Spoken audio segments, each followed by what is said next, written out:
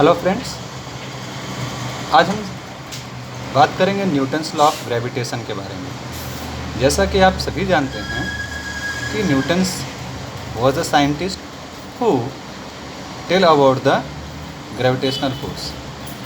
उन्होंने जो भी ग्रेविटेशनल फोर्स के बारे में बताया है, ठीक है।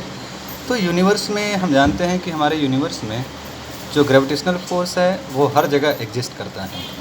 इसी के साथ साथ में न्यूटन्स ने जो ग्रेविटेशनल फोर्स के बारे में जो लॉ दिया है, उस लॉ के बारे में भी आज हम क्या करेंगे, बात करेंगे। जैसा कि आप देख सकते हैं कि नोटबुक में लिखा है न्यूटन्स लॉ ऑफ ग्रेविटेशन।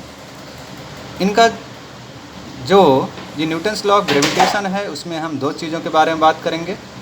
एक तो स्टेटमेंट और दूसरा है डेरिवेशन। तो आप देख रहे हैं कि जो स्टेटमेंट मैंने लिखा हुआ है आपके नोटबुक में, आप उसको देख सकते हैं। मैंने क्या लिखा है न्यूटन्स लॉ ऑफ ग्रेविटेशन में। यहाँ पे जो उन्होंने स्टेटमेंट दिया है, जो लॉ बताया है, उसको उन्होंने क्या किया हुआ है, स्टेटमेंट के फॉर्म में कन्वर्ट किया हुआ है। तो स्टेटमेंट कुछ इस तरह से हैं। Every object in the universe attracts every another object by a force. तो न्यूटन ने क्या कहा कि हमारे यूनिवर्स में जितने भी ऑब्जेक्ट हैं, चाहे वो लिविंग हो या फिर नॉन लिविंग है, वो सभी के सभी ऑब्जेक्ट, हर जितने भी ऑब्जेक्ट्स हैं, हर एक ऑब्जेक्ट किसी दूसरे ऑब्जेक्ट को अपनी ओर अट्रैक्ट कर रहा है। लेकिन अट्रैक्ट करने के लिए उसे क्या करना पड़ रहा है, फोर्स यूज़ करना पड़ रहा है। क्या यूज़ करना पड़ रहा है, फोर्स यूज़ करना पड़ रहा है। तो हम कह सकते हैं कि हर ऑब्जेक्ट एक दूसरे को यूनिवर्स में क्या कर रहा है, अट्रैक्ट कर रहा है, लेकिन इसके लिए एक फोर्स लग रहा है। इसके साथ में उन्होंने अपने स्टेटमेंट में दो चीज़ें और बताई हैं। पहली चीज़ क्या बताई है कि जब दो ऑब्जेक्ट के बीच में फोर्स लगता है तो फोर्स क्या है, वो फोर्स है, लिखा है मैंने यहाँ पर, that force is indirectly proportional to product of their masses. जो उन दोनों ऑब्जेक्ट के बीच में ग्रेविटेशनल फोर्स जो यूज़ हो रहा है, जो अप्लाइड हो रहा है, वो फोर्स क्या है, उन दोनों ऑब्जेक्ट के मास के प्रोडक्ट के डायरेक्ट प्रोपोर्शन में है। और दूसरा क्या लिखा हुआ है, एंड, मतलब ये स्टेटमेंट थोड़ा और अलग हो गया, and that force is indirectly proportional to square of distance between them. यहाँ पे क्या हो रहा है कि जो ग्रेविटेशनल फोर्स है वो उन दोनों ऑब्जेक्ट के बीच में जो फोर्स लग रहा है, ग्रेविटेशनल फोर्स लग रहा है, वह ग्रेविटेशनल फोर्स उन दोनों ऑब्जेक्ट के बीच के डिस्टेंस में जो उनका स्क्वायर होगा उसके इन्वर्सली प्रोपोर्शनल होगा। तो आइए, ये तो हमारा स्टेटमेंट था। स्टेटमेंट पे आप देखेंगे मोस्टली सिर्फ दो ही चीज़ों के बारे में बात किया गया है कि जो फोर्स लग रहा है दो ऑब्जेक्ट के बीच में, वो डायरेक्टली प्रोपोर्शनल है उनके प्रोडक्ट ऑफ मासेस के, और दूसरा जो ग्रेविटेशनल फोर्स वर्क कर रहा है वो उन दोनों ऑब्जेक्ट के बीच के, मतलब उन बिटवीन ऑफ द ऑब्जेक्ट जो डिस्टेंस है उसके स्क्वायर इनवर्स में है। ठीक है, तो आइए जरा हम इसके बारे में अब देखते हैं डेरिवेशन कैसे इसको डिराइव किया जाएगा। तो जो डेरिवेशन है अभी उसको हम क्या करेंगे, सॉल्व करने की कोशिश करेंगे, डिराइव करेंगे। तो हम किस तरह से डिराइव करेंगे,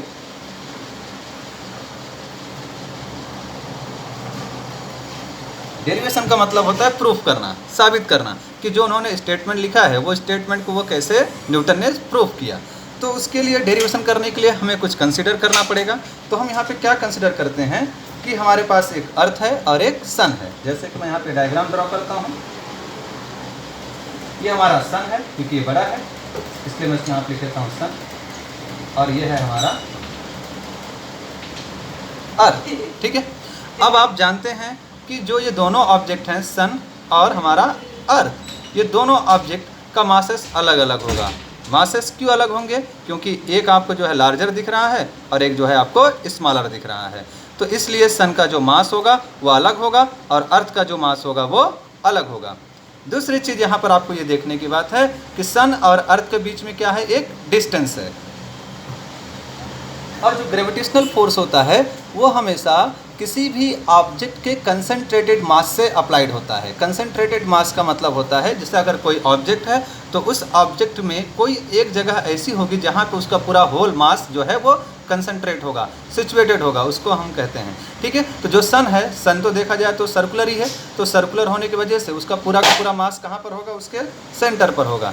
ठीक उसी तरह से हमारा जो अर्थ है वो भी लगभग क्या है, एक प्रकार से देखा जाए तो सर्कुलर ही है तो इलिप्टिकल और इलिप्टिकल, लेकिन अगर हम इसको मान ले कि वो क्या है, सर्कुलर है, तो उसका जो मास होगा वो कहाँ पर सिचुएटेड करेगा, पूरा होल मास वो सेंटर में।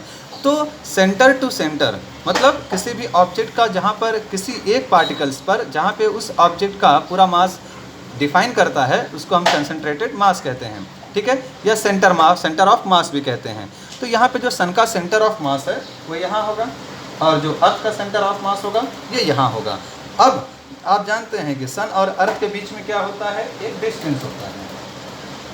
ये डिस्टेंस को हम किससे इंडिकेट करेंगे, मान लीजिए कि कैपिटल स्मॉल डी से इंडिकेट किया, स्मॉल डी से इंडिकेट किया। ठीक है, ये सन और ये अर्थ, इनके बीच में ये जो है स्मॉल डी। ठीक है, ये जो स्मॉल डी ये क्या इंडिकेट कर रहा है, डिस्टेंस, किसके किसके बीच में, सन और अर्थ के बीच का डिस्टेंस डिफाइन कर रहा है। अब हम देखेंगे कि हमें मालूम है कि जो सन है उसका जो मास है वो अलग होगा और जो अर्थ है उसका जो मास होगा वो अलग होगा। तो सन के मास को मैंने किससे इंडिकेट किया, कैपिटल एम से, और अर्थ के मास को मैंने किससे इंडिकेट किया, स्मॉल एम से। ठीक है, ऐसा क्यों किया, क्योंकि हमें मालूम है कि ये दोनों ऑब्जेक्ट अलग अलग हैं, इसलिए इनके मास भी क्या होंगे, वो अलग अलग होंगे। अगर मैंने दोनों को कैपिटल एम से इंडिकेट कर दिया तो इसका मतलब है कि दोनों का जो मास है वो एक जैसा है, लेकिन ऐसा तो वास्तव में है नहीं, दोनों का मास डिफरेंट है, इसलिए दोनों को जो है लेटर्स से भी अलग दिखाया जाएगा। तो मैंने यहाँ पे अल्फ़ाबेट एम दिया है सन के लिए और स्मॉल एम दिया है अल्फ़ाबेट अर्थ के लिए दिया है। यहाँ पे जो एम है कैपिटल एम, ये क्या है, मास ऑफ द सन, और जो स्मॉल एम है वो क्या है, mass of the earth. Clear. अब हम बात करेंगे, जो हमने स्टेटमेंट दिया है हमको वही प्रूफ करना है। ठीक है, तो हमने स्टेटमेंट में क्या लिखा है, every object in the universe attracts every another object by a force. जैसे ये एक ऑब्जेक्ट है, ये भी एक ऑब्जेक्ट है, तो ये ऑब्जेक्ट इसको अट्रैक्ट कर रहा है बाय अ फोर्स, ये भी एक ऑब्जेक्ट है, ये भी ऑब्जेक्ट है, तो ये ऑब्जेक्ट भी इसको अट्रैक्ट कर रहा है बाय अ फोर्स। तो हमारा जो पहला स्टेटमेंट सबसे ऊपर मैंने लिखा है वो क्लियर हो गया। अब क्या लिखा है, जो ऑफ दैट ऑफ फोर्स, देखिए अगर आप ध्यान से देखेंगे तो यहाँ लिखा हुआ दैट फोर्स, जो इन दोनों ऑब्जेक्ट के बीच में जो फोर्स लग रहा है, is directly proportional to product of their masses. जो इन दोनों के बीच में फोर्स लग रहा है वो इन दोनों ऑब्जेक्ट के मासेस का प्रोडक्ट का डायरेक्टली प्रोपोर्शनल होगा। तो अब यहाँ पर हम इन दोनों स्टेटमेंट को प्रूफ करने से पहले कुछ चीज़ें कंसीडर करेंगे। तो क्या कंसीडर करते हैं, कंसीडर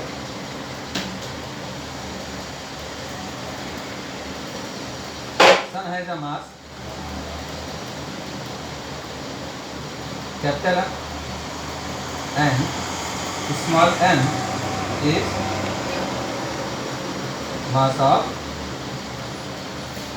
earth। क्लियर, ये हमने पहली चीज कंसीडर किया। ठीक है, अब हम क्या लिखेंगे, here this distance between sun and clear. हमने यहाँ पे कंसिडर किया कि जो सन का मास है वो कैपिटल एम है, जो अर्थ का मास है वो स्मॉल एम है, और इन दोनों के बीच में जो डिस्टेंस है वो डी है। इतना ही लिखना था, जो मैंने डायग्राम बनाया वही मैंने स्टेटमेंट में भी लिख दिया, कंसिडर कर दिया।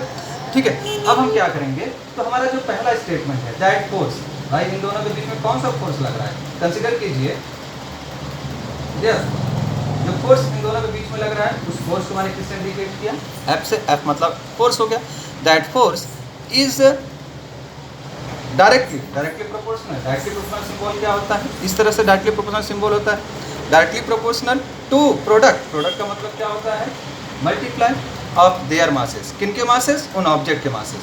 तो उन ऑब्जेक्ट के मासेस का प्रोडक्ट। तो पहले का मास है कैपिटल एम और दूसरे का क्या है, स्मॉल एम। ये हमारा हो गया क्वेश्चन नंबर 1। अब दूसरा चीज़ क्या देखेंगे, एंड दैट फोर्स, और जो वो फोर्स है, दूसरा स्टेटमेंट देखिए, that force is indirectly. Indirectly का जो सिंबल होता है वो डायरेक्ट की तरह ही होता है, लेकिन उसमें अगर हम कोई भी क्वांटिटी यूज़ करेंगे तो क्या हो जाएगी, 1/में। तो ये जो सिंबल है यहाँ से लेकर के यहाँ तक वो इनडायरेक्टली है, indirectly proportional to square of distance. Distance का स्क्वायर, डिस्टेंस क्या है, डी, उसका स्क्वायर। ये हमारा हो गया इक्वेशन नंबर 2। अब यहाँ पर देखेंगे तो स्टेट आपका जो इक्वेशन नंबर 1 है और इक्वेशन नंबर 2 दोनों में कॉमन क्या है? फोर्स। तो हम क्या करेंगे, वो फोर्स एक ही ले लेंगे और दोनों में ये भी कॉमन है, ठीक है। यहाँ पर ये क्या लिखा हुआ है, न्यूमरेटर में लिखा हुआ है, तो capital M into small m into 1/d²। अब ये क्या हो जाएगा, F directly proportional m into small m multiply करेंगे तो वही सेम हो जाएगा m। अब इनका मल्टीप्लाई अगर 1 से करेंगे तो यही सेम चीज आएगी, नीचे क्या बच जाएगा d², ठीक है। अब मैंने इस क्या किया, आगे इसी इक्वेशन को कैसे सॉल्व करेंगे, जब भी अभी देखिए ये जो है आपका एक स्टेटमेंट फॉर्म में है, ठीक है, कि force is directly proportional to product of masses and indirectly proportional to square of distance.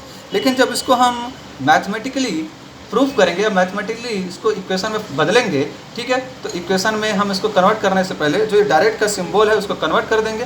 Direct के सिंबल को हम कन्वर्ट करेंगे इक्वल के फॉर्म में, और जब भी हम इक्वल के फॉर्म में इसको कन्वर्ट करेंगे तो हमें पहली चीज़ क्या करनी होती है कि हमें डायरेक्टली को इक्वल के फॉर्म में कन्वर्ट करना है और एक फिक्स्ड यूनिवर्सल ग्रेविटेशनल कांस्टेंट लेना होगा। तो हम इनको यहाँ हटाएंगे तो हो जाएगा F इक्वल्स टू, इसकी जगह पे इक्वल्स टू, और एक फिक्स क्वांटिटी लेनी पड़ेगी। अब मैंने जो फिक्स क्वांटिटी लिया वो हो गया G। अब बचा क्या हमारे पास, capital M into small m upon d²। और यही जो हमारा फार्मूला है, इसी फार्मूले को हम कहते हैं न्यूटन्स लॉ ऑफ ग्रेविटेशन। तो ये जो F है वो Newton's law of gravitational force है, जो G है ये यूनिवर्सल ग्रेविटेशनल कांस्टेंट है, और जो M है वो mass of the first object and small m mass of the second object and D is the distance between the object, and this is the final formula of the gravitational force. Clear? आज हम इतना ही बात करेंगे, हमारा बाकी जो next concept हैं वो हम नेक्स्ट वीडियो में अपलोड करेंगे।